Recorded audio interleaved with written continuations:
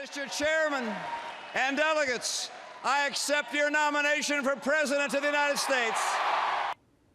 I don't think people would disagree here. The biggest day in Mitt Romney's political life, taking center stage at the Republican National Convention there in Tampa. Now, the presidential hopeful obviously accepted the nomination, and he made that primetime address with so much on the line for him. And the GOP did everything it could to put a positive spin on Romney, the man, as well as the candidate. But here's the $64,000 question. Did they accomplish what they set out to do? To not only humanize him, but also have him connect and message what he would do different if he got into the Oval Office? And also, did it change the way Americans are going to vote in November with that little sliver of the undecided electorate? Well, Andrew Whitman, well, he was in Tampa all week, and he's back here to break it down. And Andrew, let's first give everybody, I guess, the lay of the land, where the numbers are right now as we almost get into September. Well, Rich, we're going to find out the answer to your question in a little over 2 months. As of today, there are just 67 days before voters head to the polls to cast their ballot for either President Obama or Republican Mitt Romney. As of right now, they are locked in a dead heat. According to the latest polls, Romney got a slight post-convention bump and now has a slight lead over the president in some polls. Reuters poll. Pre-convention, right? Yeah, this is, and then looking afterwards, Romney up 2, and there you see moving into that lead following the convention. Now, starting the week, Romney trailed Obama by 4 points, as you saw before, with Obama leading 46-42, and then there is the current poll, 44-42 now for Mitt Romney. It's also the same story from Rasmussen reports, where you got a slight Obama lead as a result of the convention, with those bounces, though, generally tend to be short-lived, with Obama set to accept his party's nomination for a second term next week at the Democratic National Convention. The incumbent could quickly rebound. There you see the numbers from Rasmussen. And Rich, the timing on this is just, obviously Mitt Romney gets an advantage because Barack Obama hasn't really moved center stage yet.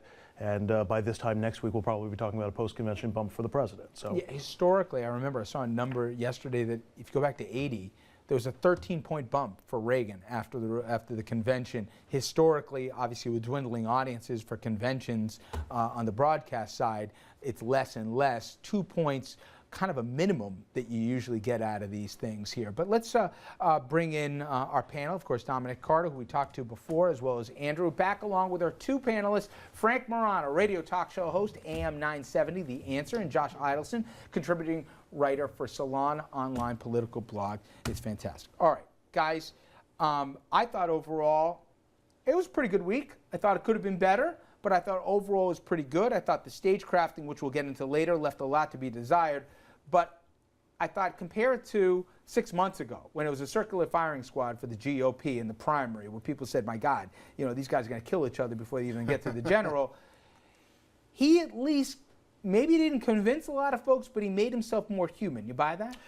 No, I don't. I think on the whole, this is a net wash for Mitt Romney. Didn't hurt him, didn't help him. I think ultimately what occurred this week in Tampa will have no impact on whether he gets elected or not. But the convention process itself, I think, and this convention in particular, is exhibit ZZZ in why we have a failed political process. These conventions are paid for by the taxpayers, not by the Republicans, not by the Democrats, and they serve no purpose.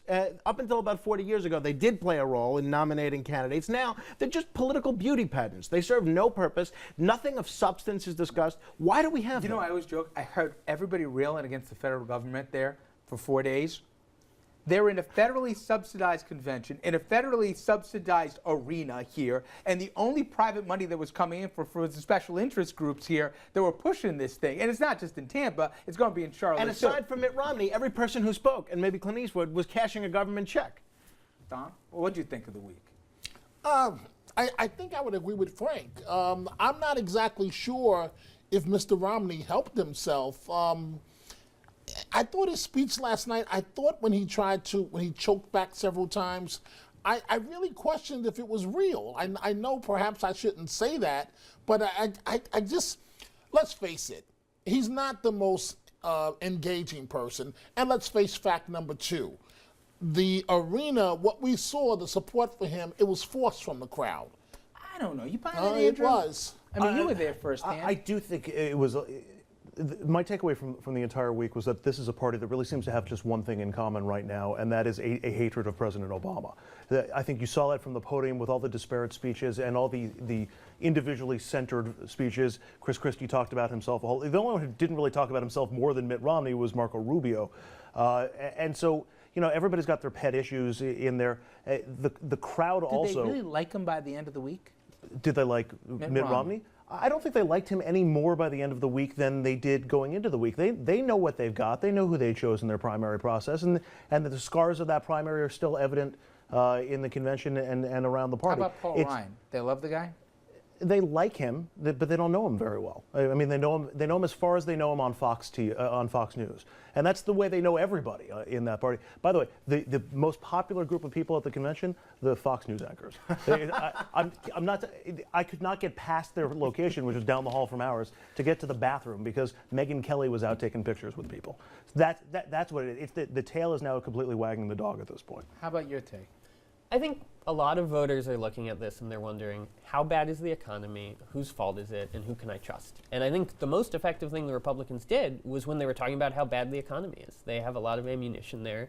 They told some good stories. Would they have been better served, you think? Certainly, enemy number one was the president, as was said, but would they have been better served, rather than trying to humanize Mitt Romney, make him relatable, have him lay out and articulate any form of a vision as to what he would do about it? I'm not sure he needs a vision.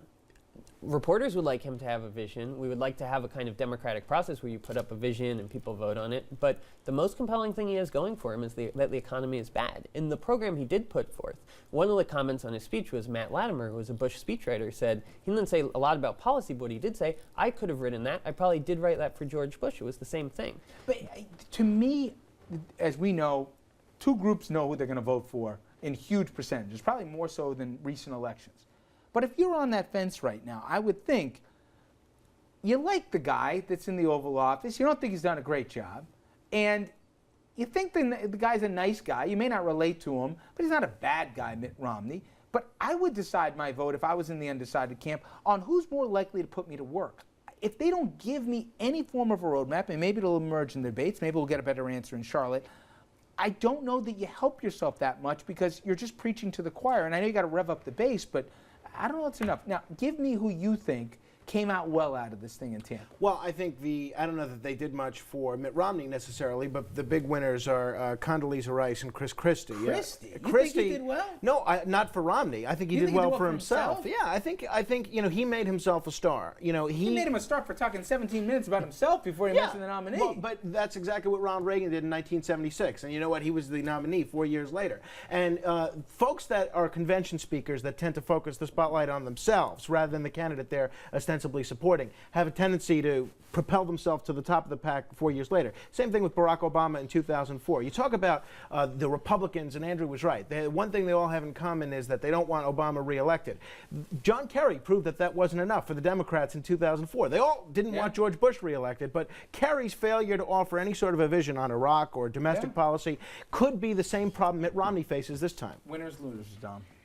I agree that Condoleezza Rice was one of the big winners, and for the sole reason of what I thought Mr. Romney should have done. She did it without a prompter. Condoleezza Rice, yes, she stood there. She didn't tear anybody down. She was about lifting the country up.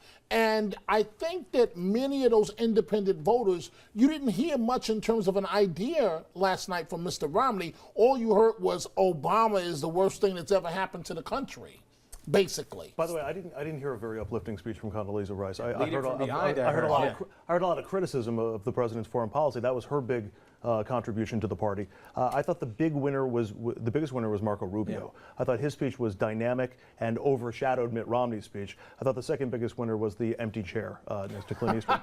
And as for the I thought that was the worst moment ever at a convention. But the chair, nobody would have ever seen the chair had it not been for Clint. Okay. I actually thought the biggest loser was Mitt Romney because I think it was a wasted opportunity for Mitt Romney. And also, they tried to humanize him at the beginning of his speech. That was the whole walk through the crowd, the very soft and impassioned and that didn't connect. That didn't connect to the room. It didn't. The crowd wasn't there. I wasn't feeling it watching. I got to get to a break real quickly. Yours? I thought the winner was Susana Martinez. I thought she hit all the points in terms of the Republican Party positioning itself as welcoming, in terms of this idea that it's okay to be poor, but you can never resent rich people, that you can't blame anybody else, you just have to work harder. Mexico governor, right? That argument, she articulated it better than anyone there, and that was the heart of the convention. You're right on that one too, but that was a terrific address. I agree with Rubio. I also thought Ann Romney acquitted herself very well there, but I disagree on the Christie front. I think there's a reason he's been quiet for the first time in his life for the last 3 days. All right,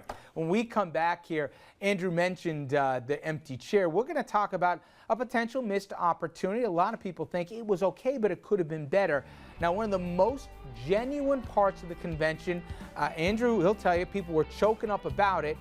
Very few people got to see outside of the arena in Tampa. We'll talk about that, and we'll also talk about Dirty Harry maybe going too blue. Stay with us.